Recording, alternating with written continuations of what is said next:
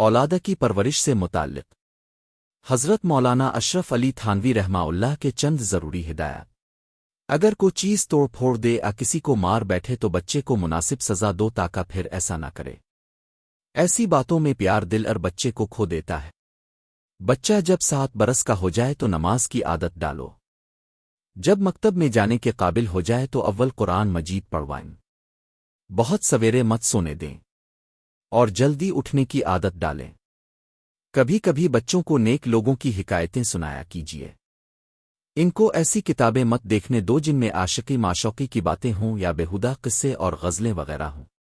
مکتب سے آنے کے بعد بچے کو کسی قدر دل بہلانے واسطے کچھ دیر کھیلنے دو تاکہ اس کی طبیعت کند نہ ہو جائے، لیکن کھیل ایسا ہو جس میں کو گناہ نہ ہو اور چوٹ لگنے کا اندیشہ نہ ہو۔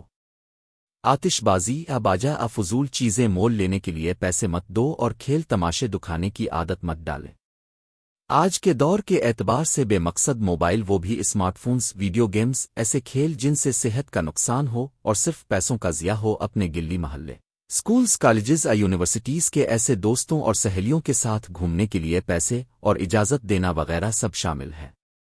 اولاد کو ضرور کوئی ایسا ہنر سکھلا دیں جس سے ضرورت اور مصیبت کے وقت 4 پیسے حاصل کر کے اپنا اور اپنے بچوں کا گزارا کر سکے۔ لڑکیوں کو کم از کم اتنا لکھنا پڑھنا ضرور سکھائیں کہ ضروری خطوط اور گھر کا حساب کر سکیں۔ بچوں کو عادت ڈالیے کہ اپنا کام اپنے ہاتھ سے کریں، اپاہج اور سست نہ ہو جائیں۔ انہیں کہیں رات کو اپنا بستر خود بچھائیں اور صبح اٹھ کر خود تہہ کر کے احتیاط سے رکھ دیں۔